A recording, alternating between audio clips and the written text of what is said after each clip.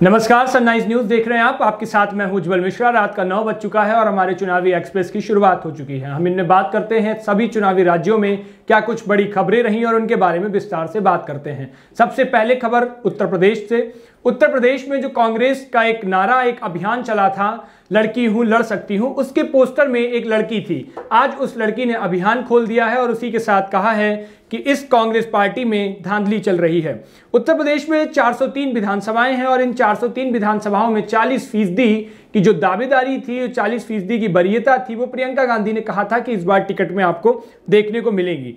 अब उस 40% जो टिकट देने की घोषणा पार्टी ने की थी, उसमें एक पोस्टर में जो लड़की लगी थी, उसी ने अब धांधली का आरोप लगा दिया है। उसने कहा है कि काफी लंबे समय से मैं भीतरघात की शिकार हो रही हूं उत्तर प्रदेश के अंदर, और एक लंबी जो सियासी पारी जो कांग्रेस पार्टी लंबे समय से गायब है, उसकी एक बड़ी वजह उसने बताया। और साथ ही उसने कहा है कि लखनऊ से सरोजनी नगर से टिकट का दावा कर रही हूं मैं, और लड़की हूं लड़ सकती हूं का जो कैंपेन, जो पोस्टर बना था, उसमें इस अभियान से मैं जुड़ी थी और इस पर मेरी जो फोटो थी वो लगाई गई। तो महिला कांग्रेस की मध्य जोन की उपाध्यक्ष जो है प्रियंका मौर्य ने यह आरोप लगाया है और उसी के साथ उन्होंने कहा है कि मुझे बस यूज किया गया है, कांग्रेस पार्टी महिला विरोधी पार्टी है। अब इसी के साथ एक बड़ा सवाल कांग्रेस पार्टी के ऊपर खड़ा हो गया है। कांग्रेस पार्टी के ऊपर ये एक नई राजनीति की शुरू हो गई है कि आखिर ऐसा क्या हुआ कि अभी तक जिस लड़की का इतना प्रचार प्रसार चल रहा था, जिसका पोस्टर फोटो लगा करके चल रहा था, उसके साथ आखिर ऐसा क्या हुआ, ये तो अब वक्त ही आगे बताएगा। और उसी के साथ इस पर जांच का एक बड़ा विषय है और पार्टी इसका खंडन करेगी। दूसरी खबर उत्तर प्रदेश के गोरखपुर से थी। योगी आदित्यनाथ आज गोरखपुर कल शाम को गए हुए थे और अब वो 4 दिन गोरखपुर रहने वाले हैं। गोरखपुर में आज योगी आदित्यनाथ ने एक दलित के घर खाना खाया और उसी के साथ वो जब बाहर आए तो वहां पर उन्होंने एक प्रेस कॉन्फ्रेंस करी और प्रेस कॉन्फ्रेंस में अपनी बात को रखा। उन्होंने कहा है कि जिन लोगों के जीन्स में भ्रष्टाचार घुस गया हो, आखिर वो न्याय की लड़ाई कैसे लड़ सकते हैं। और साथ ही उन्होंने वंशवाद और परिवारवाद की राजनीति पर लंबा कटाक्ष करते हुए कहा कि सामाजिक न्याय में समर्थक ऐसे लोग कभी हो नहीं सकते हैं। जाहिर सी बात है कि वो वहां पर गए हुए थे और पूरा चुनावी मौसम चल रहा है, चुनाव की सरगर्मियां चल रही हैं, तो योगी आदित्यनाथ ने एक बड़ा निशाना वहां से साधने का प्रयास किया। और इतने सारे जो विधायक और जो सिटिंग मिनिस्टर्स पार्टी को छोड़ करके गए हैं, उसके बाद की योगी आदित्यनाथ की एक बड़ी प्रेस कॉन्फ्रेंस समझी जा रही थी, एक बड़ी प्रेस कॉन्फ्रेंस मानी जा रही थी। तो जो दलितों के यहाँ खाना खाया है, आज दलित बस्ती में गए हैं, वहां का भ्रमण किया है, तो उसको देख करके ये भी लग रहा है कि योगी आदित्यनाथ को जो अति पिछड़ा वर्ग के, आपने देखा पिछले 3 दिनों में लगातार कई सारे विधायक और कई सारे मिनिस्टर्स, 3 मिनिस्टर्स लगातार पार्टी से बाहर निकले हैं, वो उसमें से ओबीसी हैं, अति पिछड़ा वर्ग है, पिछड़ा वर्ग है। तो इन सारे लोगों की जो जाति है, जाति वोट बैंक है, इसको साधने के लिए योगी आदित्यनाथ आज पहुंचे हुए थे दलितों के घर में, दलित की बस्ती में, और वहां पर उन्होंने खाना खाया। तो एक तरह से नई वो जो चुनावी नई शुरुआत है वो वहां से उन्होंने कर दी है।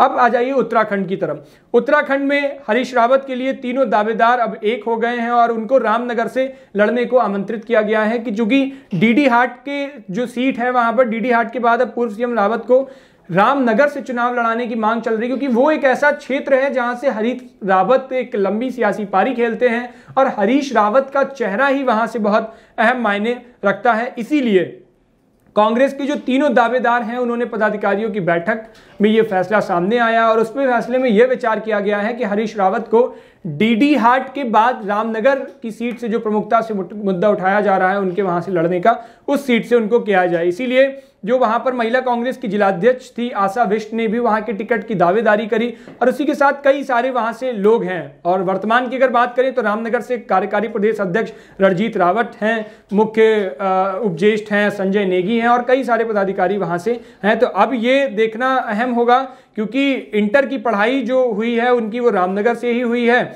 और अधिकांश जो रिश्तेदार हैं वो उनके रामनगर में ही हैं। और रामनगर की जनता ये चाहती है कि हरीश रावत को एक विधायक के तौर पर पेश किया जाए, ऐसा कांग्रेस की बैठक में आया है। हालांकि अभी हरीश रावत और खुद कांग्रेस पार्टी तय करेगी कि कहां से उनको चुनाव लड़ना है, तो अभी ये अहम होगा देखना। तब तक चलते हैं पंजाब की तरफ। पंजाब से एक बड़ी खबर ये थी कि कांग्रेस की पहली लिस्ट में पंजाब के 3 विधायकों का टिकट कटना तय हो गया है और मालविका ही होंगी मोगा पार्टी से एक बड़ी उम्मीदवार रहेंगी, क्योंकि पंजाब विधानसभा चुनाव के लिए कांग्रेस की पहली लिस्ट अब कभी भी जारी हो सकती है। और जैसे जैसे फेज 1 के चुनाव आते जा रहे हैं, पहले चरण का मतदान होने को आ रहा है, तो सभी पार्टियां चाहती हैं कि अब धीरे धीरे पत्ते खोल दें, जिससे कि जनता भी उनको जान सके, समझ सके और जैसे कि हमारी उम्मीद भी थी कि अब बड़े पैमाने पर कांग्रेस पार्टी विधायकों का इस बार टिकट काट सकती है, तो वही इस बार होना है। हालांकि अब ये आगे देखना होगा कि क्या कुछ होता है, क्योंकि पार्टी यहाँ से जो फिल्म अभिनेता सोनू सूद हैं, उनकी बहन मालविका सूद को टिकट देने का मन पूरी तरह से बना चुकी है। और मालविका सूद अब एक नया चेहरा भी पंजाब के अंदर कांग्रेस पार्टी के लिए हैं,